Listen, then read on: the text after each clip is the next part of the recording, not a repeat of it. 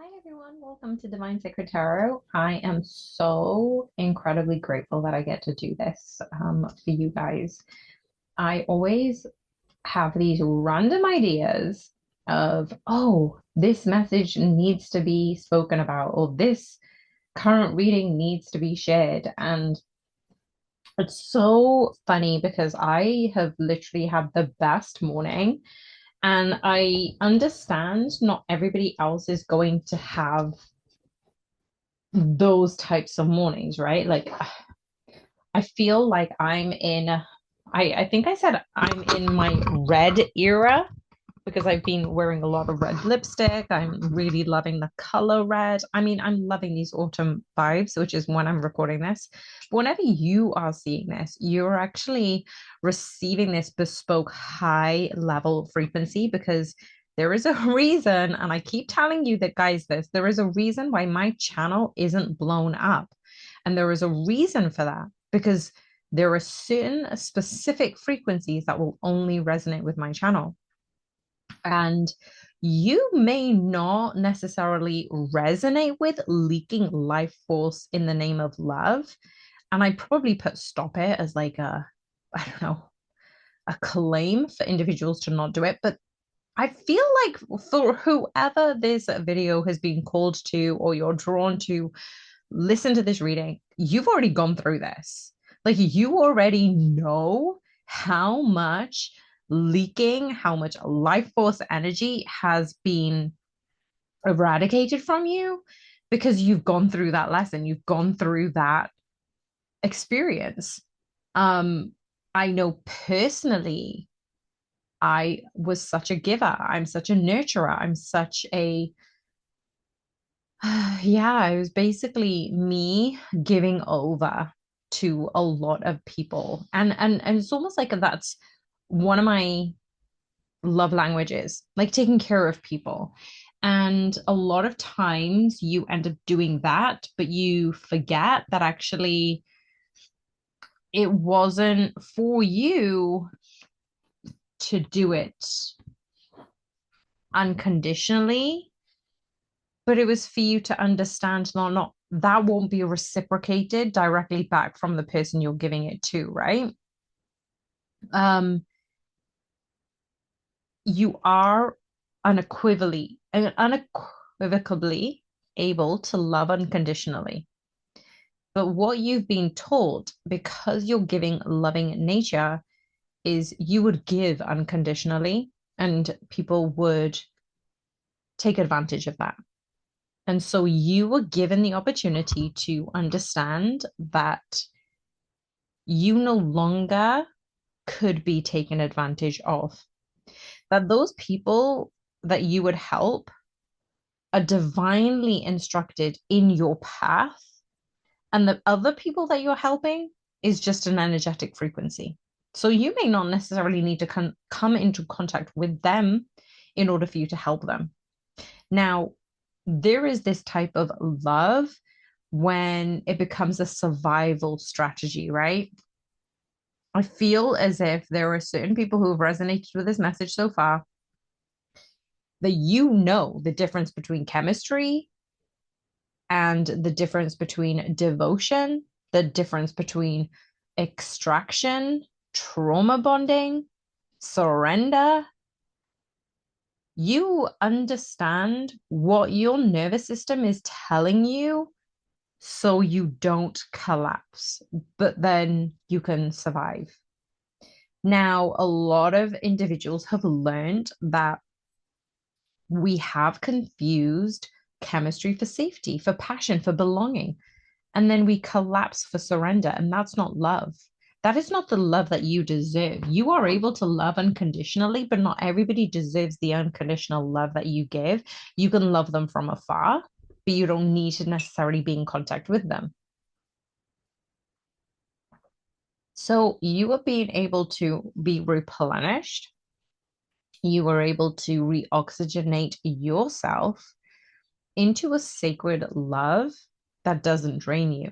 And this is probably why you've probably been single for a very long time, or you've been protected So you don't have specific relationships that drain you because you've been there, you've had that experience. You are coming into a relationship with yourself. So you know what sacred love is. You know what it feels like in your nervous system. You know what it needs in order for you to be safe, in order for you to be loved, in order for you to merge into the sense of belonging, the sense of home that you know that is within you. Now, a lot of times your person triggers you into those things. Your person may remind you of peace, of tranquility, of wholeness, of being safe, of being loved, of being felt like you're at peace and home at the same time, that you may have felt that sense of belonging, but they were there as a catalyst to remind you that you embody that. Those qualities exist within you. They had just been forgotten over time. And so instead of you yearning and trying to earn your person's affections, sometimes we become attention whores and we end up hoarding other people's attention because we didn't know that the shine, the light, the sun illuminated within us. Because for a lot of times, we end up seeing other people's examples of relationships. And so we thought we needed to fit into that criteria. We thought we needed to go along with their rules and their regulations until we realized, well, we don't fit into that criteria. And until we figured out, oh, we're a twin flame, oh, well, that criteria sticks. That criteria makes sense. Yet there are still some people in this world who are trying to stigmatize and criticize and dupe individuals into thinking they are part of the trauma bonding of twin flames. Now, there was a lot of trauma bonded love. And you know what? That's not a bad thing because they still need support to help them learn lessons in what they need at that time. A lot of times, individuals feed off unmet needs. One gives to be seen, one takes to feel whole, and both are terrified of losing the supply that regulates that pain. A couple of readings ago, I was talking about you unplugging from your person and plugging into source energy.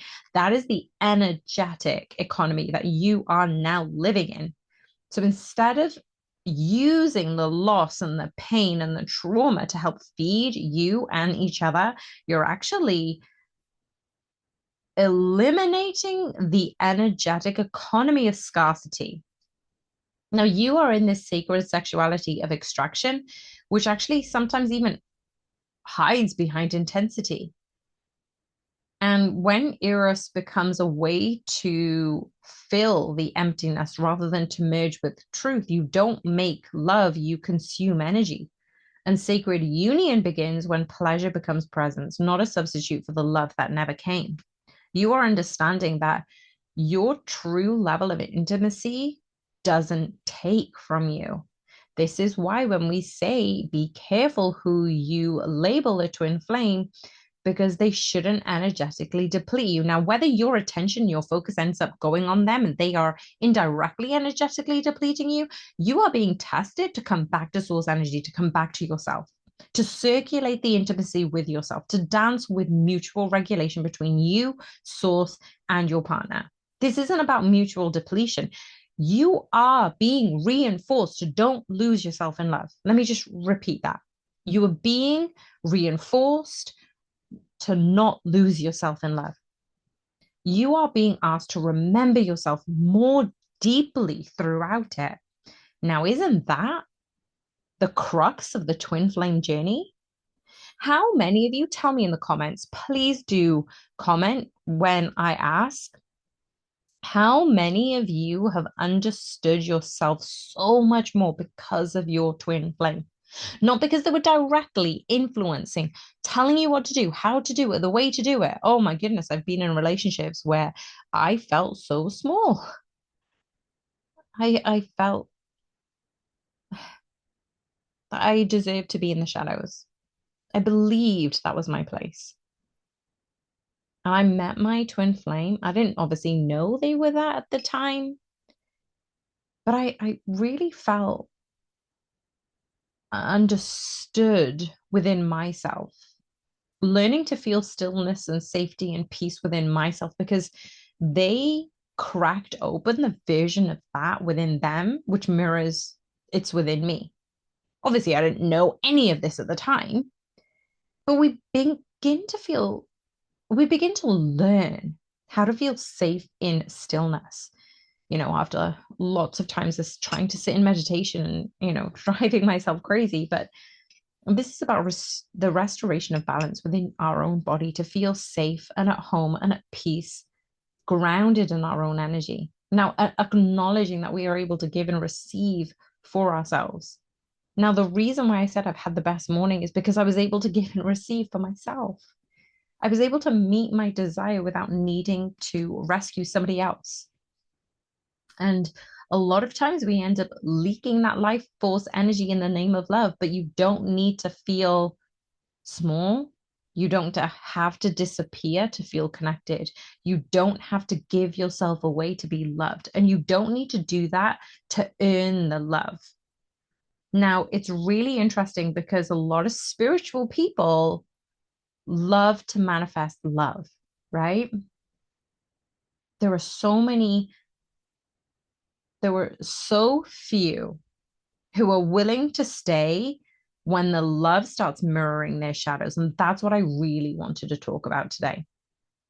Now, I am drinking some chai tea, so let me know if you are actually chilling and listening to this, or are you driving? And please be safe if you're listening while you're driving. But this is the thing I wanted to talk about. There's this beautiful person online. She runs a channel and she's probably got a few thousand people following her. It's Soulful Nomad Mama, I think. And she does talk about this, and I really do. I wanted to share this type of message. Now I'm seeing number 222 through 3, 2233. If those are the numbers that you're seeing, this is very resonant for you guys. I feel like there is a lot of spiritual people who are trying to manifest love. How many tarot readings do you watch saying, this is how to manifest this, this is how to manifest more money, this is how to manifest your perfect partner? They do so well on social media. That is what people are seeking. And what I wanted to declare right now is when we want to call in our person, when we want to raise our vibration, when we want to align with a divine partnership, very few people are prepared to go into this journey and go through the battles that actually happen when love actually answers that call. And this is what I'm talking about, that staying when love starts to mirror your shadow. That's the time where meditation actually feels really difficult because there are so many things that crop up during that quiet space, and we don't want to be in that quiet space. The beginning of meditation, sitting in stillness, is really hard. When those thoughts crop up or when the insecurities get a little bit louder, and boy, do they get louder when you're doing something in stillness. Because for such a long time, we've been conditioned to be distracted. Society wanted for us to ignore our intuition, to ignore our inner power. That's why men who are psychic and visionaries end up becoming prophets and females get labeled witches. It's a very, very different world for each individual. And I realize that there are so many scripted affirmations that are out there, right? Affirm this for your partner, affirm this for money, affirm this for that. We light candles, we call in our conscious partner, we do the meditation, we light the candles, we do our rituals, we do our moon ceremonies. But that intention actually isn't about them at all. It only starts when we look at ourselves in the mirror and it highlights everything about yourself that you don't love, everything that you don't like about yourself, everything that is your shadow gets shined upon. And by no means is this a punishment, is this a torture point. It is literally the energetic law of resonance. Because when you're attracting what matches your frequency, and that doesn't flatter your fantasy, love is going to reflect every fracture that still needs integration. And I don't know about any of you, but I definitely found that indirectly from my person. Now, I have been in an on-off relationship where a person just kept belittling me and putting me down. And as I said earlier, I felt so small. I felt so insignificant. I felt nothing I was doing was right. And every time I was being criticized. So I hid further back in the shadows. And it wasn't until I got to a very, very good place in my life, I had this incredible opportunity ahead of me. And I happened to meet my twin flame. Again, I didn't know this was my twin flame at the time. And it really made me see a little bit of the wound that I was carrying from the previous connection. It really enabled me to vision the parts of me that I felt inadequate.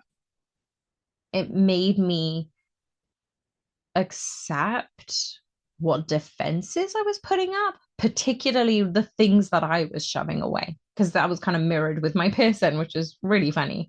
We both had those certain defense mechanisms. And it ends up that our pieces of our soul that we'd forgotten tends to rise to their surface. As I said, I met my person, I felt completely at peace at one moment. And that's when I realized that this is going to be my friend. This is my friend. I want to spend this time with this person who I find, what is it? Taylor Swift says, my I want a best friend who is hot. Like that's the kind of mind that I was thinking of. Because the thing is, we need to find the true alchemy within ourselves. And it's a little bit what Bashir talks about. It's a little bit of what Wayne Dyer talks about. Are you becoming the version of yourself who you would want to date? And I'm not talking about you dating yourself. I'm just saying that are you the version of yourself that you would want to be with during those quiet moments, during those excited moments, during those happy moments, during those challenging moments? These are all parts of you that are going to be triggered, the distance, the conflict, they're just all initiators. They're opportunities to descend together into the fire of something true. And when we look at all of these happy couples or relationships and the people who want to give advice about relationships, we've seen the terminology of the honeymoon phase, but that's the bait, right? That's what draws us in. Those are the fantasies that draw us in. When it comes to alchemy, when it comes to the nervous system, when it comes to the inner child, our trauma body, the ego, that's when they start to battle each other about who's in charge and who's right. And that's where most people ignore those confrontations, the people that they're being taught from. And it isn't just about staying because it's uncomfortable. It isn't always codependency. It's about devotion to growth. Your person is going to be your greatest teacher because instead of a trigger to push you both away, you're using that trigger as a portal. You're using that trigger to help you understand where that wound or trigger or trauma has originated from. Now, you may not know straight away. Obviously, healing comes in layers, but you're using that as a transformational tool instead of a weapon. And that is love doing its job.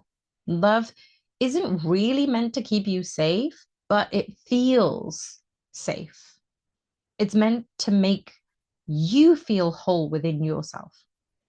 Yeah, it's meant to help you evolve, but it's also enabling you to sculpt your soul into this authentic truth of who you really are, because you're not manifesting your perfect partner, you're manifesting the perfect teacher. And most often, that teacher actually wears your lover's face. And it's kind of like dropping the fantasy, the fairy tales, the illusions, because you know out of love, you're drawing in the greatest teacher. And a lot of times we need to face ourselves in the mirror so we can meet our person in the same frequency. You know, sacred love actually strips away the illusion. It does test our nervous system, especially in this twin flame journey. You're actually being refined. And that's where the relationship can actually become this honorable, living, evolving thing because you are mirroring the divine. That is what you are supposed to be doing. You're supposed to be energetically frequency aligned with divine. And that is where this union within is actually triggered. So, are you focusing too much on your person, or are you focusing more on yourself and the way you're evolving and the way you're growing and the way you're trying to help live your purpose? Because the universe will want to give you signs and symbols and synchronicities about your person. They want to distract you to go back to your person. They use this time in separation to allow yourself to patch up those leakages of energy, to allow yourself to come back home to yourself, to plug back into source energy, honor who you are, who you're becoming, and live in this present moment. And you are attracting your person because they're going to meet you at that frequency. If any of you resonated with this, please hit the like button. I would love for you to engage and let me know your opinion, your story, and how you feel on this twin flame journey so far. How good do you feel? Let me know. And I'm sending you guys so much love. If you wanted to join the membership, head over to divinesacredtarot.com. If you wanted personal readings, same. You can go there and have a look at some of the content. And I hope you have an amazing rest of the day. Bye for now.